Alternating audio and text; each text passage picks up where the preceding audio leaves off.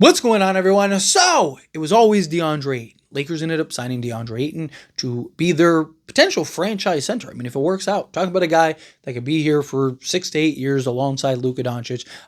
He's a guy that top, 10, 12 center in all of basketball. You're talking about a guy that is very good at the game of basketball, even before, with him being lazy and unmotivated and stuff. Imagine what he looks like bought in alongside Luka Doncic. The sky is the limit for him. But apparently, according to Mark Stein, it was always Deandre Ayton. The Brook Looez thing was all just noise, and that basically it was never anyone else but Deandre Ayton.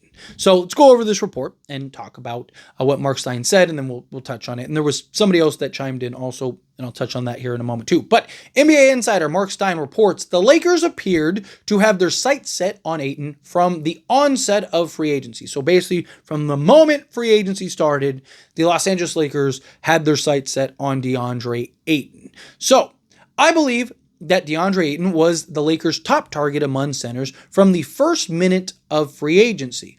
I know it might have looked to some like the Lakers lost out to the Clippers on Brook Looez and pivoted to Ayton, but that's not how it went down.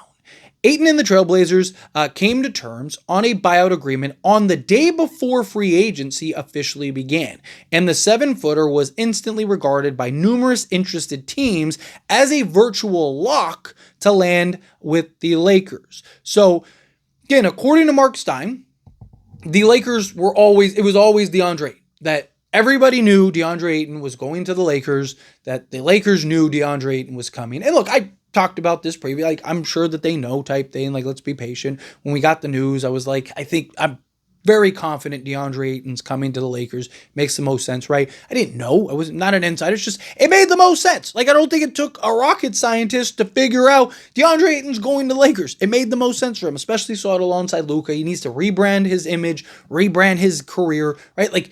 Lakers give him the best place to do that. And he's talked very heavily how, not taking this for granted. I know what this opportunity means, right? So we'll see. I think you're going to get the best version of DeAndre Ayton we have seen. And I'm really excited for that. I think there's a ton of potential for the Lakers here. Again, Lakers might have just solved their franchise center. But we also got from Anthony Irwin. Now, I know anytime I talk about Anthony Irwin, but it kind of piggybacks into this, that basically from his understanding with the Brook Looez situation, which ties into what Mark Stein's saying, that with the Brook Looez situation, that the Lakers only had the taxpayer, mid-level exception at the time. And so he kind of leveraged the Lakers, which we know happens all the time, right? So essentially, Brook Looez was never really going to the Lakers. That Brook Lopez's camp, and Anthony Irwin said himself, used people like himself, right? So Anthony Irwin's saying that he was essentially duped, right? And that that the people that reported about it were duped because, Brook Lopez's camp basically was the one putting out the news to try to drive up the price. So that means the Clippers got duped too, because Lakers were never going to go get him, and that means the Clippers overpaid for Brook Looez when they probably could have gotten him a lot cheaper. So look, if that's the case and Brook Looez really did, do that, bravo. Get your bag, right? I'm glad the Lakers didn't do it. But hey, credit where credit's due, man. Way to stick it to little brother. I love it. But nonetheless, right? I would have loved Brook Looez, but we talked about from the beginning, he is a backup.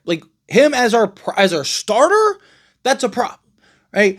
Him as our backup would have been beautiful, but I'm not paying him, what do you get? 10 million, 12 million or whatever it was. I'm not giving him that. I think it was 11 million, but I'm not, it would be foolish to give him that kind of money, right? With his age and, he's already starting to look to decline a little bit last year. He had some moments, where he's, righted the ship a little bit, but for the most part, there were questions and concerns. Now he's going to be a backup with the Clippers. And, if you're Brook Lopez, you look at it as okay, I can be a backup for the Lakers, I can be a backup for the Clippers. So I'm going to play the same role regardless. But at the end of the day, it's I might as well get the bag. I might as well get the most money. I mean, you saw the same thing with Clint Capela, right? And I talked about it, I made video about it, that, hey, as soon as DeAndre Ayton became available, everyone knew, right? Again, it was obvious he was going there. So many people were oh, Lakers missed out on Brook Lopez. Lakers missed out on Clint Capela. And I even said that I don't believe that that's the case. I think the Lakers stopped. I think they all wanted to go to the Lakers. And then when they found out, I'm not going to the Lakers to start, Clint Capela, probably would have started, right? But as soon as Ayton became available, it's like, no, now Ayton's going to be that guy. So again, it defaults to, if I'm Clint Capela, I can either go play a backup role with the Lakers and get vet minimum to, the biannual or whatever, maybe the full mid-level exception, or I can go to team like Houston and make more money. What am I going to choose? I'm going to go to the team where I make the most money. If I'm going to play the same role regardless, I might as well get the most money and no state tax, so on and so forth, right? So again, I don't think that this report is far-fetched. I actually think it's accurate, right? Because I think it was clear as day that was the case. Right? Like, there was all these talks and all these reports about Clint Capela and Brook Looez and all these other guys, and then Deandre Ayton became available, and as soon as Deandre Ayton became available, it was like, stop the presses. No one else is coming. Like, that's their guy. They're bringing in Deandre Ayton. And then at that point, it was like, okay, now you got your center.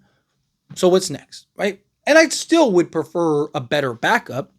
I would. I like Jackson Hayes, but like I've maintained, I think he is a third center on a team. I think he is a guy, if you're playing him 10 to 15 minutes a night, I think he'll do good for you. But the longer he plays, the more opportunity he gets, the more those cracks start to show in his game. And the more you start to see the flaws. And so to me, I look at him as a guy that I'd prefer kind of being that third guy on, a random night. Yeah, sure, he's maybe your starter or your primary backup, which is fine. But I also don't think it's that big of a deal, right? If the Lakers, like, if this is our center rotation, Kleba, Hayes, and Ayton, I'm fine with it. Lakers still going to run some small ball, right? I'm fine with it. Like, the difference between like a Nick Richards and a Jackson Hayes isn't as extreme as you would think, right? Like there's varying degrees in starters, like huge degrees in starters, like compared like a Jokic to even somebody as good as like Şengün, right? Just night and day. Like, but when you start getting into backups, it's really marginal, right? So Jackson Hayes, I just want somebody with a little more experience, somebody that, is a little more, does a little of the key needs better, particularly the defense side of things. But as far as like Jackson Hayes is on corporate, like, I think he'll be fine. I think he'll be great in that regard. But again, I think it was always Deandre Ayton. I think that's a no-brainer.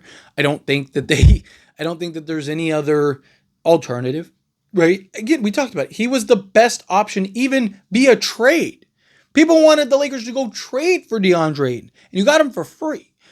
And I think it's hilarious now. The narrative is like, oh, well, like, oh, he's washed up. He's just that. Like, the guy basically was washed up. It still was what, a 15-10 guy or whatever. Like, that's washed, man.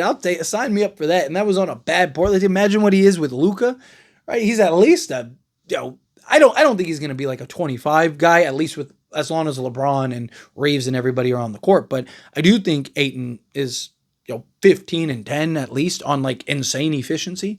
But let me know your thoughts and opinions down in the comments. That being said, if you haven't liked this video, hit that like button. Helps me out. So we enjoy these types of videos and I truly appreciate it. Not subscribe channel, hit that subscribe button. Turn on the bell notifications. Appreciate y'all. See you in the next one.